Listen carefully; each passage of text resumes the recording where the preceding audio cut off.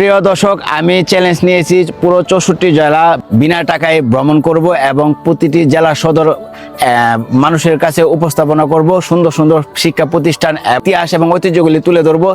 এর মধ্যে আমার প্রথম আমি নরসিংদী জেলা আজকে আসছি, এখন রেল স্টেশন। আজকে নরসিংদী জেলা ভ্রমণ করব, ভিজিট করব। সাথে আছে আমার ফ্রেন্ড, আজকেও আমার সাথে থাকবে। নরসিংদী রেল স্টেশন বাংলাদেশে ঢাকা বিভাগের একটি গুরুত্বপূর্ণ রেল স্টেশন।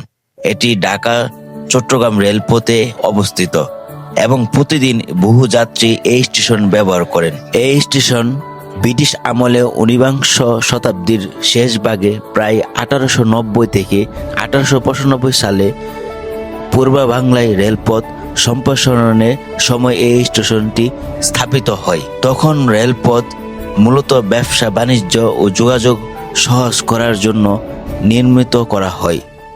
নরসিংদী জেলা পাট ও কৃষি পণ্যের জন্য বিখ্যাত, তাই এই রেল স্টেশন দ্রুত গুরুত্বপূর্ণ হয়ে ওঠে। প্রিয় দর্শক, এই মুহূর্তে অবস্থান করতেছি নরসিংদী জেলার সরকারি কলেজে। নরসিংদী সরকারি কলেজ বাংলাদেশের একটি ঐতিহ্যবাহী ও সুনামধন্য শিক্ষা প্রতিষ্ঠান। এটি 1930 সালে প্রতিষ্ঠিত হয়। প্রতিষ্ঠার পর থেকে কলেজটি নরসিংদী জেলার শিক্ষার বিস্তারে গুরুত্বপূর্ণ ভূমিকা পালন করে আসছে। শুরুর দিকে এটি ইন্টারমিডিয়েট পর্যায়ে শিক্ষা প্রদান শুরু করলেও পরবর্তী ডিগ্রি ও অনার্স কোর্স চালু হয়। সময়ের সাথে সাথে অবকাঠামো উন্নয়ন, আধুনিক শিক্ষা ব্যবস্থা এবং সহশিক্ষা কার্যক্রমের মাধ্যমে কলেজটি আরও সমৃদ্ধ হয়। আজ নরসিংদী সরকারি কলেজের হাজারো শিক্ষার্থীর স্বপ্ন পূরণের কেন্দ্র হিসেবে পরিচিত। এই প্রতিষ্ঠান শুধু শিক্ষা নয়, নৈতিক, সাংস্কৃতিক ও নেতৃত্ব গঠনের গুরুত্বপূর্ণ অবদান রেখে চলেছে। নরসিংদী জেলার নাম নিলে যাদের নাম আমাদের চোখে ভাসে, যেমন বীরশ্রেষ্ঠ মতিউর রহমান বাংলাদেশের মহান মুক্তিযুদ্ধের সময় সাহসী পাইলট ছিলেন। তিনি 1971 সালে যুদ্ধের সময় শহীদ হন। তার বাড়ি নরসিংদী জেলা এবং রায়পুরা থানা। যেমন শামসুর রহমান বাংলা সাহিত্যের অন্যতম প্রখ্যাত আধুনিক কবি। তার কবিতা স্বাধীনতা, মহান ও প্রতিবাদের শক্তিশালী প্রকাশ দেখা যায়। তিনি বাংলাদেশের সাহিত্য অঙ্গনে বিশেষ সম্মানিত ব্যক্তি। আলাউদ্দিন আল আজাদ প্রখ্যাত কবি ও উপন্যাসিক ও শিক্ষাবিদ। সাহিত্যিক ক্ষেত্রে অসামান্য অবদানের জন্য তিনি 21 পদক ভূষিত হন। তার লেখায় সমাজ চেতনা ও মানবিক মূল্যবোধ প্রতিফলন রয়েছে। শহীদ আসাদ 1996 সালে গণ অভ্যুত্থানের একজন গুরুত্বপূর্ণ আন্দোলনকারী।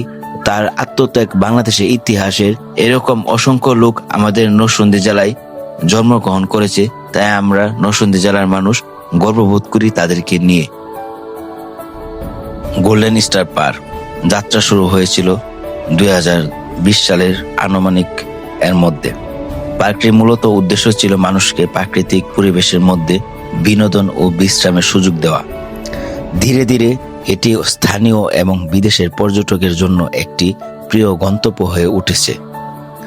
পার্কে প্রবেশের জন্য সাধারণত ছোট্ট একটি ফি দিতে হয়।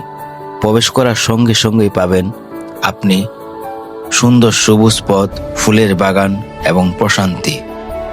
চারপাশে বিভিন্ন প্রজাতির গাছপালা এবং পাখির কিচিরমিচিরে শুনতে পাবেন, যা আপনার মনকে শান্তি এবং আরামদায়ক করে দিবে।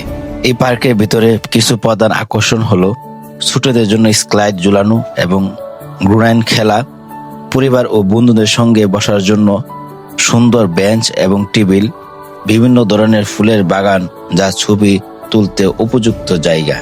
এটি হলো নরসিংদী পৌর কবরস্থান, যা স্থাপিত হয়েছিল 2008 সালে। এরপর থেকে নরসিংদী পৌর সদরে যারা মৃত্যুবরণ করেছে তাদেরকে এখানে কবর দেওয়া হয়।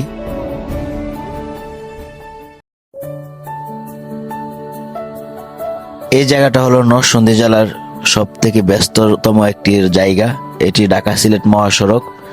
এই জায়গা দিয়ে নরসিংদী থেকে পুরো বাংলাদেশে যাওয়া যায়। আর এটি হলো ঢাকা সিলেট মহাসড়কে কাজ চলতেছে।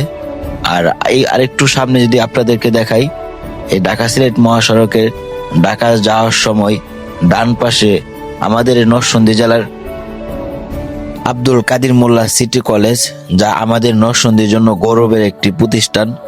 আমাদের বাংলাদেশের মধ্যে টপ 10-এর মধ্যে সবসময় এই কাদের মোল্লা সিটি কলেজ অবস্থানে থাকেন।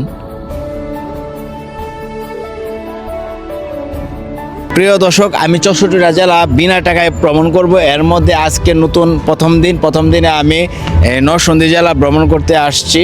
আর নরসিংদী জেলা ভ্রমণের মধ্যে নরসিংদী সদরের ভিতরে ড্রিম হলি পার্ক, যেটা বাংলাদেশের মধ্যে বৃহত্তম একটি পার্ক, ড্রিম হলিডে পার্ক।